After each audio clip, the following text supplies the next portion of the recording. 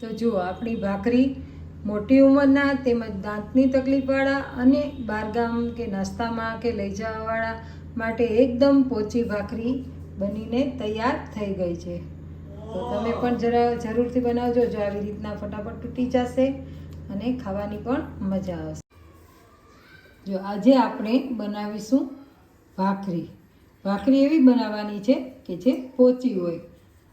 આપણે કડક ભાખરી તો બનાવીએ જ છીએ બિસ્કિટ જેવી, પણ જે ઘરડા માણસો હોય એ છે તો ચાવી ના શકે।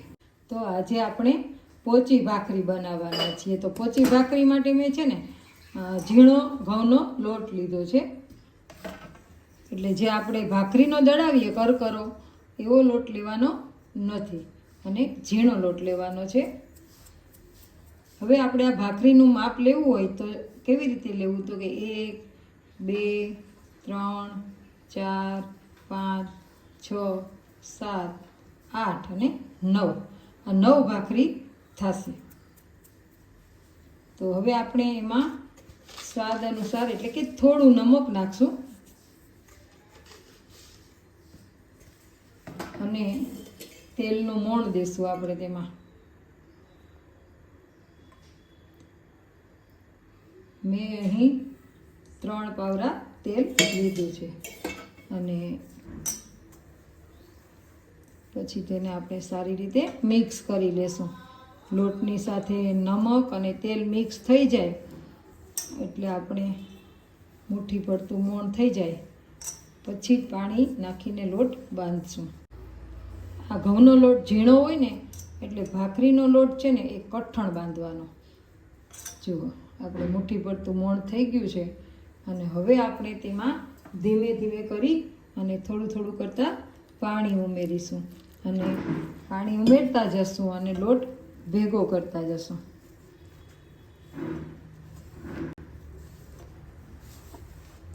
ઝીણા લોટની ભાખરી પણ ખૂબ જ સરસ થાય છે। જો આવી રીતે આપણે લોટ બાંધતા જઈએ અને થોડો થોડો જુદો કરતા જઈએ, જેથી કરી અને એક સાથે બધો પાણી નાખી દઈએ બધાયમાં તો તમને પાણીનો અંદાજ ના આવે અને લોટ છે તે ઢીલો થઈ જાય। તો જો આવી રીતે આપણે લોટ બાંધી લઈશું। ઝીણો લોટ બાંધ્યો છે એટલે કે રોટલીનો લોટ ઝીણો, તો આપણો લોટ બંધાઈ ગયો છે અને જુઓ તમે હાથે એકદમ ચોખ્ખા છે અને ક્યાંય લોટ પણ ચોંટ્યો નથી। આ લોટ હું બાંધું ને એટલે મારો મોટો બાબો છે ને એ મને બહુ યાદ આવે। એ મેન્ટલી છે, અત્યારે તો તેની ઉંમર 36 વર્ષ છે, પણ લોટ બાંધીએ એટલે કોઈ મહેમાન પણ આવીને જો કાથરોટમાં લોટ બાંધે અને ચારે બાજુ લોટ જાજો એ લોકોને ચોંટી ગયો હોય તો એને જરાય ન ગમે। એને લોટ બંધાઈ જાય એટલે કાથરોટ છે એ ચોખ્ખી હોવી જોઈએ તો જ એમ કે લોટ બાંધ્યો। તો આપણો પણ લોટ બંધાઈ ગયો છે અને હવે આપણે ભાખરી વણીશું। તો પહેલાં આપણે એના ગુલ્લા એટલે કે ગોરણા કરી લેશું। જો આવી રીતે આપણે એના ગોરણા કરી લઈશું।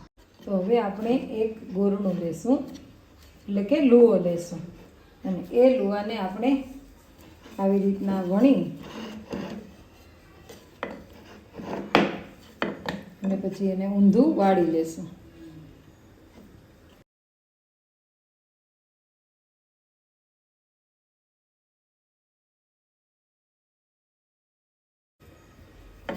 અને આવી રીતે આપણે હવે વણી લેશું। વણવાનું હંમેશા આપણી સાઈડ જ ભાખરી વણવાની। રોટલી છે તે ગોળ ફરે, પણ ભાખરી છે એને આપણે ઊંચા નીચી કરતું જવું પડે અને વેલણ છે એ આપણી તરફ લેવાનું, ઉપરની તરફ નહીં લેવાનું। જો ઉપર લેશો તો ભાખરી છે તે બરાબર વણાશે નહીં અને એવું લાગે તો તમે આવી રીતના દબાવી અને કાંગરી પેક કરી શકો છો અથવા તો વાટકાથી પણ તમે કરી શકો છો। આ એક ભાખરી આપણે વણાઈ ગઈ છે અને ગેસ ઉપર આપણે તાવડી મૂકી દીધી છે તો એમાં નાખી દઈશું અને પાકવા દઈશું થોડી વાર। ત્યાં સુધીમાં આપણે બીજી ભાખરી વણી લઈએ.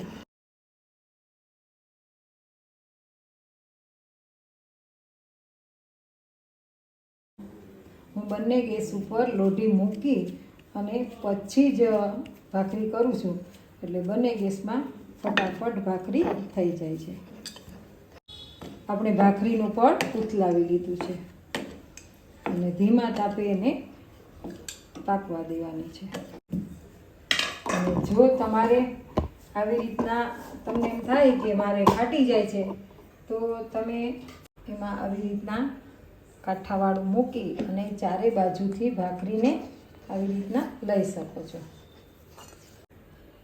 તો આવી રીતના પણ તમારી ભાખરી એકદમ ગોળ અને સરસ મજાની થઈ જાય. અને બંને ગેસ ઉપર મૂકી દીધી છે ભાખરી તપાવવા.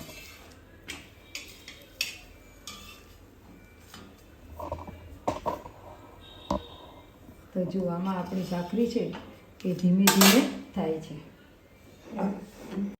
ભાખરી છે તે મોટી ઉંમરના લોકો હોય તે કડક ભાખરી ન ખાઈ શકે, એટલે મારે છે તો 2 બેન અને 1 ભાઈ એ 3ની રિક્વાયરમેન્ટ હતી, એટલે કે એની ઈચ્છા હતી કે તમે પોચી ભાખરી બનાવો. કેવી રીતે બનાવવી અમારે? તો એક તો અમારે બોટાદથી કાજલબેન હતા, પછી એક હતા અમદાવાદથી મસરીભાઈ હતા, અને બીજા હતા બેન, એનું નામ છે સ્મિતાબેન કરીને, એ કયા ગામથી હતા એ ભૂલી ગઈ. એણે આ પોચી ભાખરી બનાવવા માટે કીધું હતું આપણને. તો જો ભાખરી આપણી એકદમ તૈયાર થઈ ગઈ છે. આ ભાખરીનું આપણે કાચું પણ વાળી લીધી છે. હા, વિડીયો બંધ થઈ ગયો તો મારો બાબો મને હા કરી અને બોલે ન શકે, એટલે કેવા આવ્યો કે ચાલુ નથી. તો આવું પણ ઘણી વાર થઈ જાય. તો આપણે જો પહેલાં કાચું પણ વાળી લીધું છે, એ વાળ્યું ત્યારે વિડીયો ચાલુ નહોતો, એટલે મારો બાબો કેવા આવ્યો. ગેસ છે તે ધીમો જ રાખવાનો. અત્યારે જો નાની ઉંમર હોય કે મોટા, પણ દાંતની પણ તકલીફ હોય, તેમજ મોટી ઉંમરના હોય તો કડક ભાખરી છે તો ખાઈ પણ ના શકે. એટલા માટે થઈ અને એને આવી રીતના તમે ઝીણા લોટની ભાખરી બનાવી દેશો ને, અને મોણ થોડું વધારે નાખવું તો ખૂબ જ સરસ થાય. તાવડીમાં પણ બનાવું છું હું, પણ ભાખરી આમાં પણ બનાવું છું, લોઢીમાં પણ. અને બંને બાજુ ભાખરી થઈ ગઈ છે.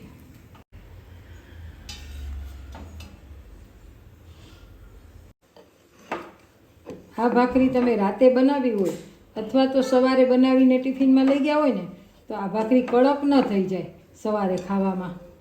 જો રાતે ભાખરી બનાવતા હોય અને સવારે નાસ્તામાં ખાવી હોય તો કડક ન થાય, એટલે ગઈઢા માણસો પણ ચાવી શકે અને ભાખરી પણ સરસ બને. જો આપણી ભાખરી છે એ એકદમ સરસ મજાની થઈ ગઈ છે, પોચી. આવી રીતે આપણે બધી જ ભાખરી બનાવી લઈશું. જો અને હવે આપણે જોઈએ કે આ ભાખરી છે એ કેવી થઈ છે. એકદમ પોચી થઈ છે. તો જો આપણે એને ઘી ચોપડી દઈશું.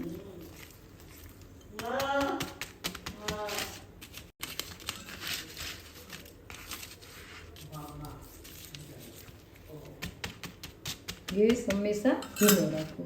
જો એકદમ પોચી ભાખરી થઈ છે, એટલે તમે રોટલીની જેમ પણ તોડી શકો છો. આપણે બધી જ ભાખરી બનાવી લઈએ.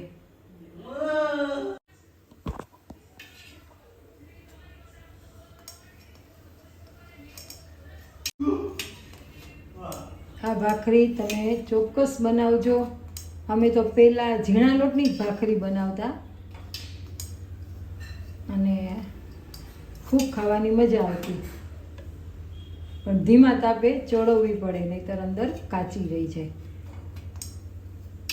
જુઓ થઈ ગઈ ને આપણી ભાખરી.